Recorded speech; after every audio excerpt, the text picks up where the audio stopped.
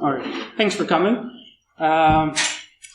It's really exciting to be here at the B-Sides in Dublin. Actually, this is the second time I'm speaking at a B-Sides conference, and it might have been the third one, similar to the previous speaker. I was meant to speak in 2020 before COVID. Things changed, plans changed. So you can consider this talk to be a follow-up of the previous talk. Coincidentally, I was not aware that such a talk would be just before mine. But there's a caveat. This talk is about building secure systems. So I'm a principal security engineer at Microsoft here in Dublin, and I'm working with the software engineers in the identity organization, to build secure software. So all the mistakes that you saw previously, don't blame me. You can blame my colleague Tom. All right. So, as I said, I work as a principal product security engineer at Microsoft Identity. And actually, fun fact, I believe it's the only product security team across Microsoft, excluding GitHub. It's like a new initiative in Microsoft, and if it goes well, hopefully they will establish more product security teams.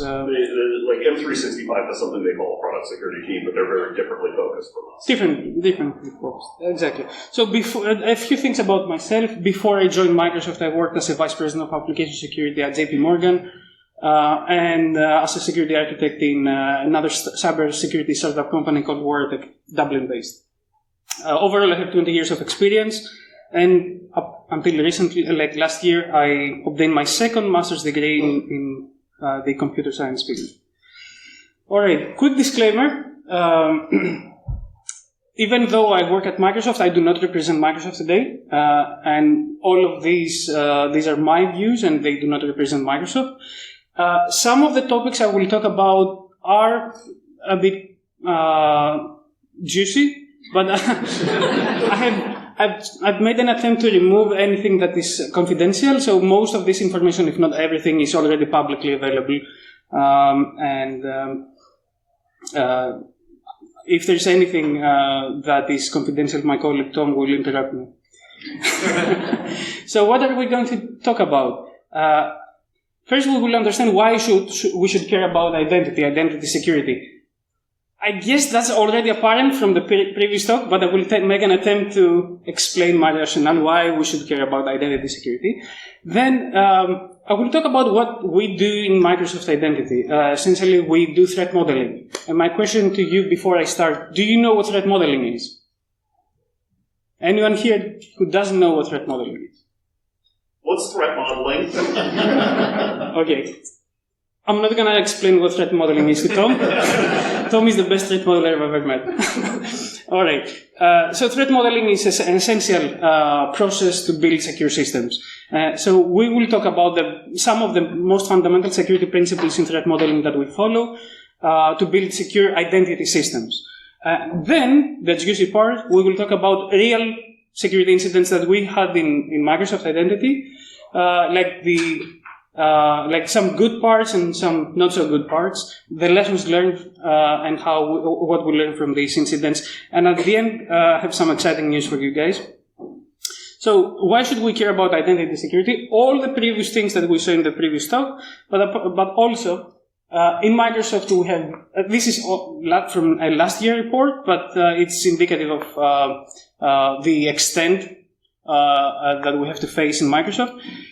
Just in a single month, we had 50 billion identity attacks. This translates to 4,000 identity attacks blocked per second. That's insane. Out of those, 42% of these attacks were successful. All right, that's not good news. And identity-related breaches are constantly in the news as headlines. The interesting thing is that attackers do not hack their way in, they log in. They actually use our credentials to log in. And when I say credentials here, I mean, broadly speaking, like, doesn't have to be like user credentials. It might be machine credentials. We'll see, we'll elaborate this further. Okay. So, identity, especially in the cloud, is the new perimeter. Like it used to be like the firewalls back in the on-premises era, but in the cloud era, the identity is the perimeter, is the front door to all applications and services, and essentially a compromise at the identity layer gives an attacker the keys to the kingdom. They can checkmate your whole infrastructure. So for these reasons, identity security is a top concern for Microsoft, regardless of what you just saw earlier. And the fact that the identity bug bounty in Microsoft is the highest paying cloud program is a testament to how critical we consider identity security in Microsoft. And do you know why it's the highest paying cloud program? Probably you already understand that because it is the primary attack vector for attackers. And maybe I shouldn't be saying that, but it's already in the slides. If you're a bug bounty hunter and you want to earn money, identity is where you need to focus your efforts. It's paying the highest dollar in the market. All right, these are a few other reasons why we should care about identity security. These are obvious ones, so I'm not going to elaborate. All right, so security principles. What are the principles based upon we build secure systems in Microsoft and everywhere else? All of those. Obviously, I don't have time to, this is not a lecture to go through all of those, but I will focus on the ones that are more important about identity. Least privilege, defense in depth, and assume breaks. Secure by default as well. We saw previously a few examples of in other teams in Microsoft where secure by default was not followed, but that's also very important in identity. So let's proceed with the first one, the most important one in identity security, the principle of least privilege. Essentially, that's the heart of identity security, right? Fewer permissions, it means more security. More fine-grained permissions, the more secure you are. At its core, it's enforcing minimal required access. And what do we gain by that? Like, what's the benefit for us? The benefit essentially is we're shrinking the attack surface, essentially. So in case of unauthorized access, we limit the blast radius. We should have in mind to assign permissions to the users and processes and systems for the task that they need to perform, nothing more and nothing less. All right. So how do we achieve the principle of least privilege? Common ways is role-based access control, just-in-time access, and we need to have a specific mindset in mind when we apply the principle of least privilege. It's the deny by default. So you start with that, like a clean sheet. You have no privileges, and then you assign fine-grained permissions. You assign explicit fine-grained permissions based on the business need. And then another one is the segmentation. We need to segment our applications and services both at the network level and at the application level. And because most of the applications nowadays run on clusters, we need to micro-segment the workloads in an identity-aware manner. All right. Equally important is the security hygiene. Without that, everything else doesn't matter. So regularly review authorization policies. And do you know when is the time to review authorization policies? During threat modeling. That's the essence of threat modeling. And sure, something that we've seen in Microsoft, there might be authorization policies in place, but there are sometimes no unit tests or end-to-end tests to verify that these authorization policies actually work. So unless you test something, there's no guarantee that it will work. It's like backup. I have this experience, even if you if you have backups, you regularly take backups, unless you validate that these backups can be restored, you don't have backups. It's like the Schrodinger's backup. Same thing with authorization policies. All right, so it's one thing to know what to do to achieve the principle of least privilege, but it's equally important to know how to violate the principle of least privilege. And these are some of the root causes of overprivileged cases or incidents we've seen in Microsoft. One of the most common issues we've seen is the absence of authorization checks. Sometimes we see, sometimes API endpoints, for example, do not validate if an identity, machine identity typically, I'm talking about machine identities mostly in this talk, has the right permission to achieve a task. I've seen in the past in another company I used to work for, and actually I have a colleague from that past company in the audience.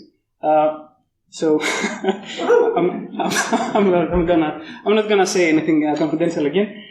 We've seen services, cloud services, during threat modeling or security assessments say that they do perform authorization checks, and the checks are in a JOT token. Think about JOT tokens and claims in the JOT token. So during threat modeling, we ask the question, how do you perform authorization? And the typical response is, we have this claim in the JOT token.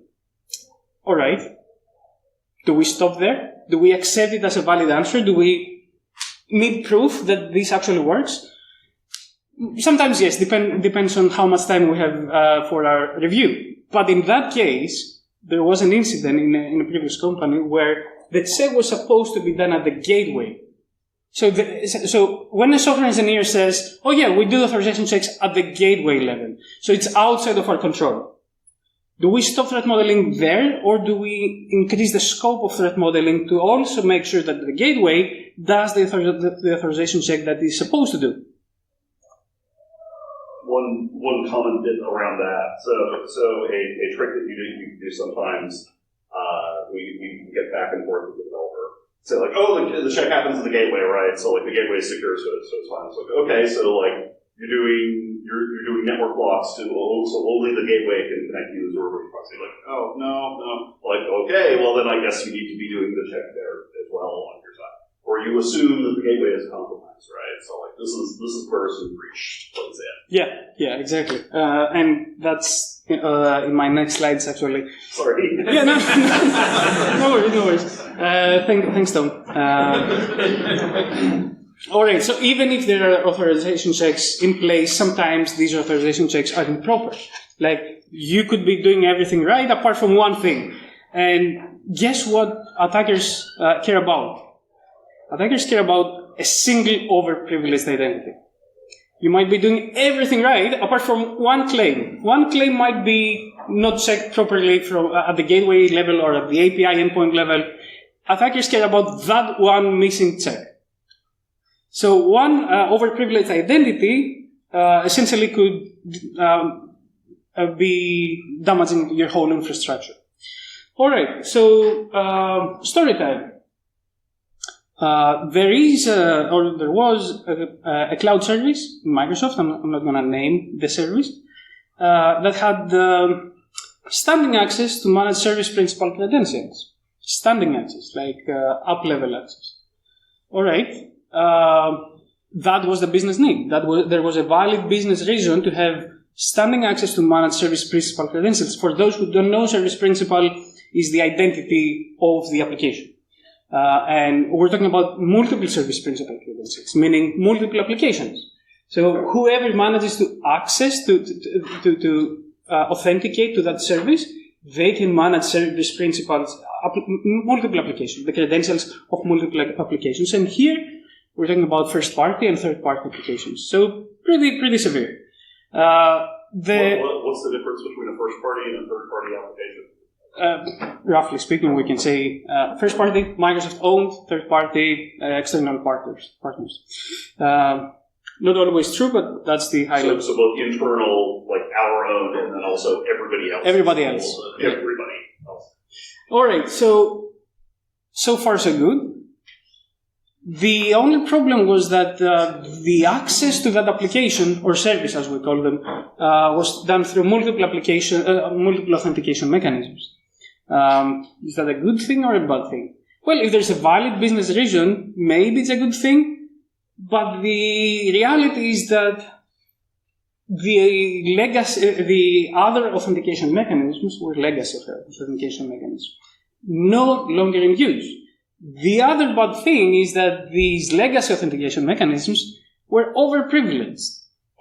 All right, so what's the security risk here? The overprivileged access could allow lateral movement, meaning you compromise another application service principal credential, you gain access to the other application, and so on and so forth. All right, so lessons learned, or as we call them, post-mortems or pre-mortems. Multiple authentication mechanisms create complexity. And something we hate in threat modeling is complexity. So try to keep it simple. I think that was one of the security principles at the start of this talk. So try to keep it simple, especially during threat modeling. We do not want unnecessary complexity. And during threat modeling, we need to identify all authorization paths. That's the time to do that. Like during the operational period of the application or service, you don't need to care about that. That's operational.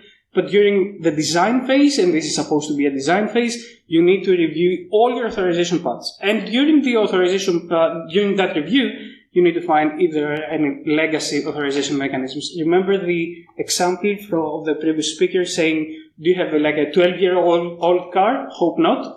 Well, there are cases that there are applications that use 12-year-old authentication mechanisms. That's Kerberos is a Kerberos. 40-year-old authentication mechanism at this point, I think?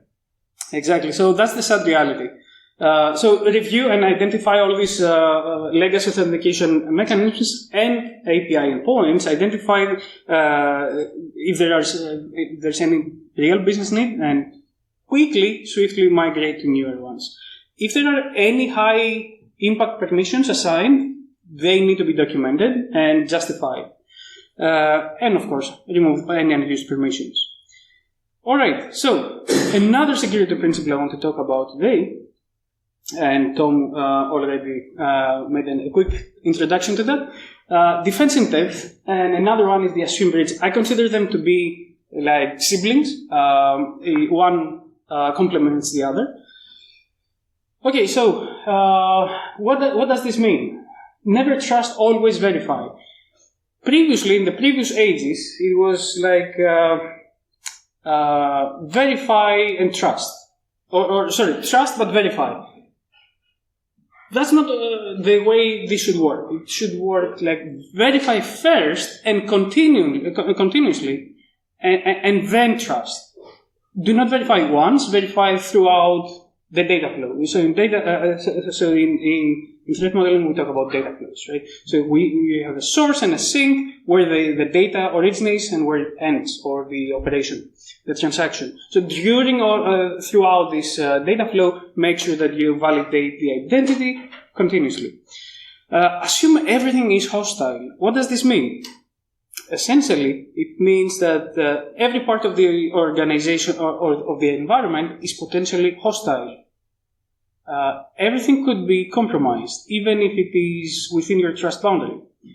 And why should we think like that? Because a compromise in one trust boundary could allow movement to another trust boundary. So everything is hostile, and we will see examples of that. And defense in depth essentially means it complements that idea and adds security controls throughout all architectural layers. This avoids single point of failure and minimizes the blast radius in case of a breach.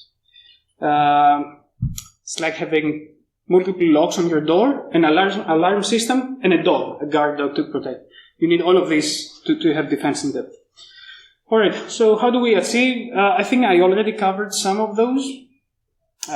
We need to assess threats in all architectural layers, validate data across untrusted sources. This is why trust boundaries is very important in threat modeling. You need to know what is under your control and what is outside of your control. Everything that is outside of your control should not be trusted and validated, both the data integrity, confidentiality, and the identity of who's making the call.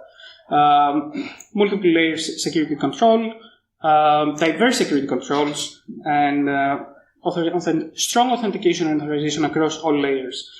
Again, security hygiene is super important, and I'd like to highlight the data classification and dependency analysis here. You need to, if you have data classification, you need to, this allows you to know whether some of the data needs special attention, more security controls in place, compared to other, like credit cards, right? You need to handle credit cards or sensitive information credentials more tightly than other data, like non-sensitive ones. Dependency analysis is equally important in threat modeling. Not everybody does that. We in Microsoft try to do that. We have a process called security pre-mortems, and we try to evaluate a service with all its dependencies. And what do we achieve with that? Essentially, we achieve a blast radius analysis. So if there's a compromise of one service, if we know the services that this service depends, like think it like a tree of dependencies, you know immediately what the subsequent compromise would be in case of a breach. So you know what other services could be. You know the attacker, how the attacker could move laterally in the system. So you put security controls across all these dependent services. All right. So story time again, and I really like this one. So there was a service in Microsoft, first-party service, that used a cookie to store authentication, the authentication state of a user during the authentication process. The cookie is outside of the trust boundary, right? We do not control the cookie. The backend service does not control the cookie. It's on the client side. It's not trusted. So how do we make it secure? That was the question of the software engineers. So the obvious response to that is, let's encrypt it. Let's encrypt the contents of the cookies. This way, we can store securely the authentication state. Like the authentication state, think of it like multiple steps until you finally log in. All right, so let's encrypt it. And then, in the cookie data, let's have the identity of the user and compare that or validate the identity of the user when we receive the cookie on the backend. All right, sounds good. Any problems with that approach? Did you see any problems with encrypting, just encrypting the contents of the cookie? Anyone? Integrity. All right, so the cookie data was encrypted and considered secure. And the identity was validated. But what if an adversary changes the cookie data? All right, encryption does not guarantee data tampering. Encryption is different. Some people believe just by encrypting data, you make your data secure. Yeah, but that's not how it works.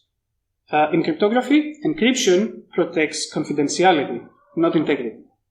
So what the adversary did is they found out the key that was performing the encryption. And the key in this case was a user key, the tenant key.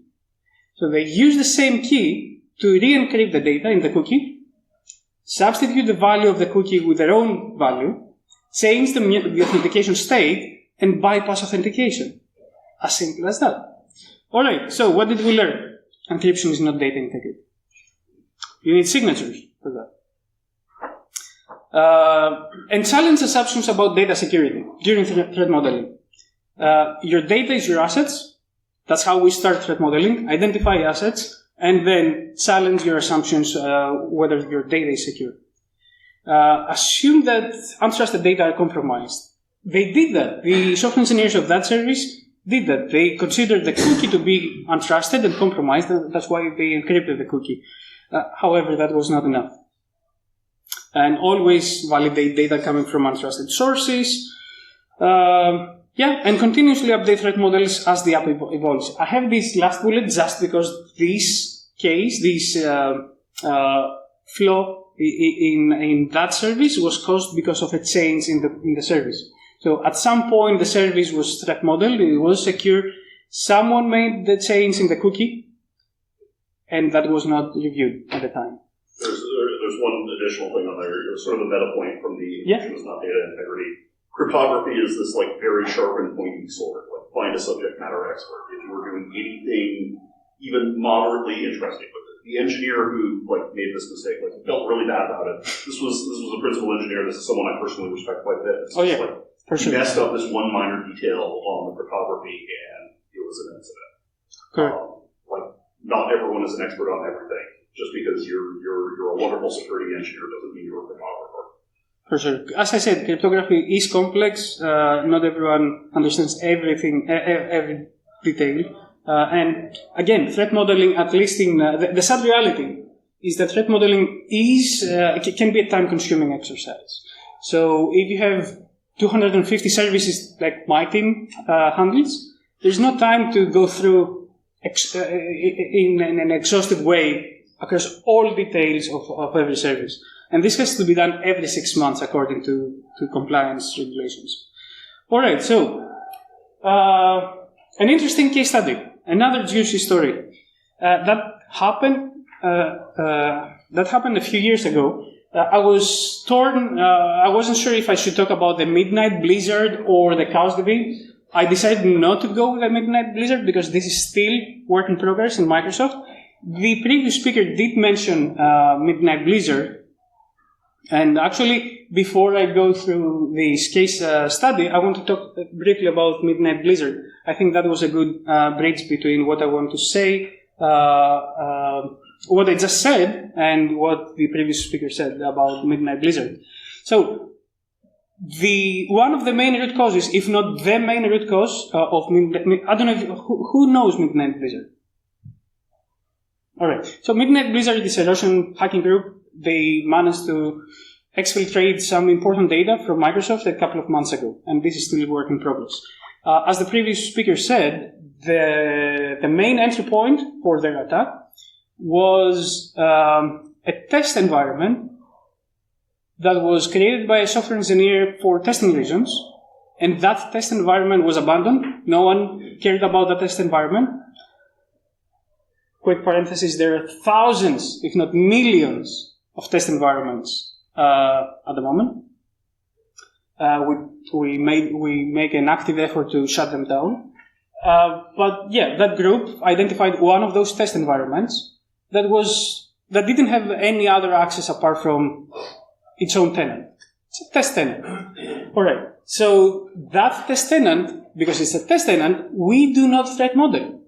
We barely have, that's the sad reality, we barely have time to threat model production services. We have millions of test tenants, there's no way we can threat model test tenants. That's out of scope. Alright, so in a test tenant, test engineers can do whatever they want, pretty much. So the test engineer created or refused an overprivileged permission.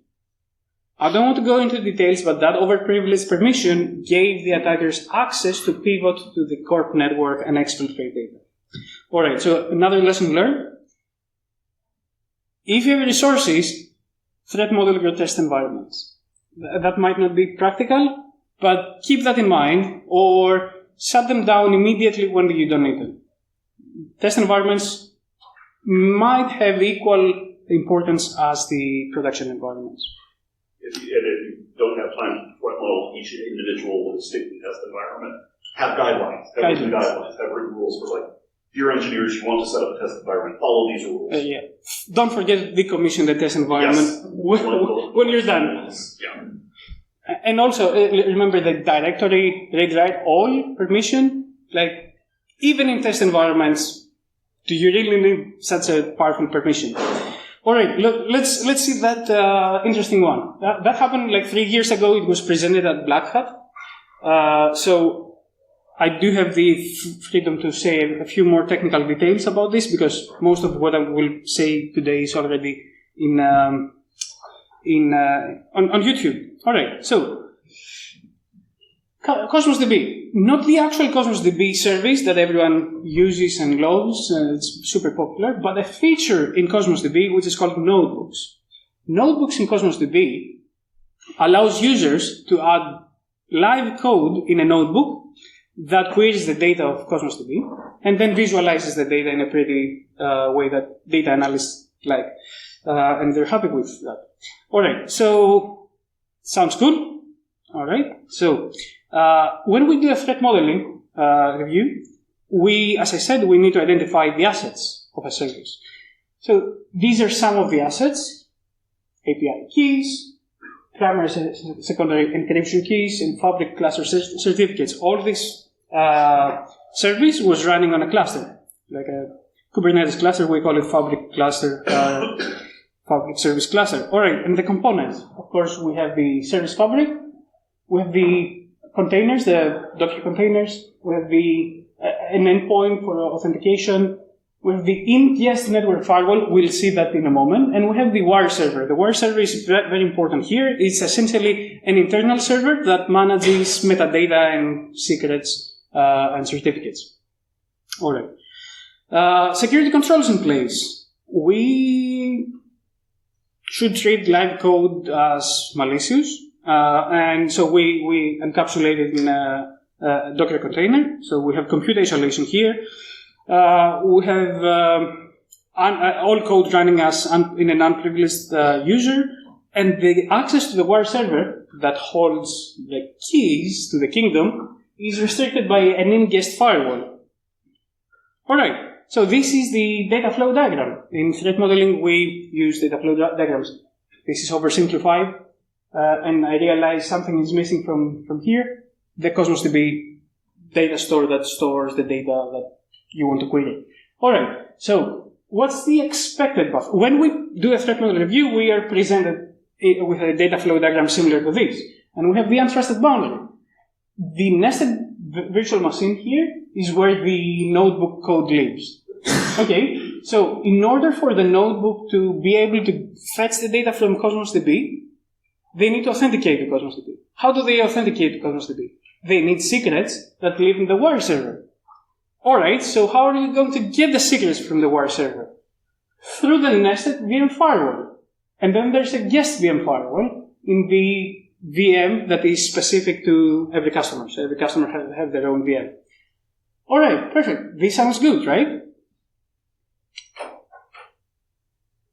Does this sound good? Well, everything was great until due to a misconfiguration, the adversaries managed to get root. We assume breach, right? The Docker container, right from the start, should be considered compromised. Okay, so that's by design. We should consider this to be by design. But they got root, and the first thing that they did is they changed the firewall rules of the nested VM. The moment they did that, they didn't have to go through the guest firewall anymore. They could simply go to Hyper-V directly. And through the Hyper-V, they went to the wire server. The moment they changed the path of execution, the wire server, because of another problem, I don't want to go into details, they considered the user to be a trusted imposter. So through the Hyper-V, wire server gave them not only the tenant secrets, but all the secrets of all tenants. When I say secrets, I mean certificates. Now, to make things worse, the certificates hosted in the wire server were not even local certificates. They were global certificates across regions. So that was really painful. That happened before I joined Microsoft. Don't blame me. All right. So lessons learned.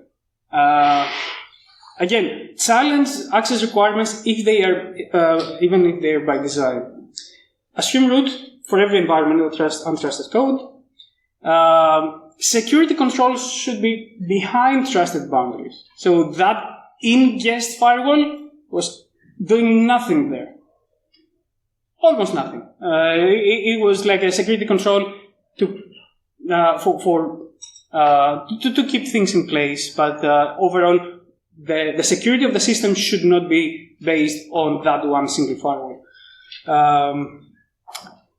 Powerful certificates that grant overprivileged access. Make sure that you do not have such certificates, and if you do have such certificates, perform risk analysis. During threat modeling, identify every certificate that you use, ensure if it contains the privileges that it requires for the task, and if it is considered overprivileged, maybe it's a good idea to segment it, have separate certificates, one per region, one per cluster, maybe, and do not allow a compromise to increase the blast radius and jump from one tenant to another or from one region to another, and so on and so forth, because that's what you don't want during an incident. All right, so finally, I believe I'm almost in time. I have some good news. I believe I did not mention at all MFA, multi-factor authentication, and I don't believe there should be any identity security talk that doesn't mention MFA. That would be a big miss. So I want to address MFA quickly. Almost every compromised account in Microsoft did not use MFA. That's a fact. And MFA could, if MFA was enabled, it could have blocked more than 99% of the account takeover attacks. So what do we do about that? And Midnight Blizzard, by the way, could have been avoided if MFA was enforced in that test environment.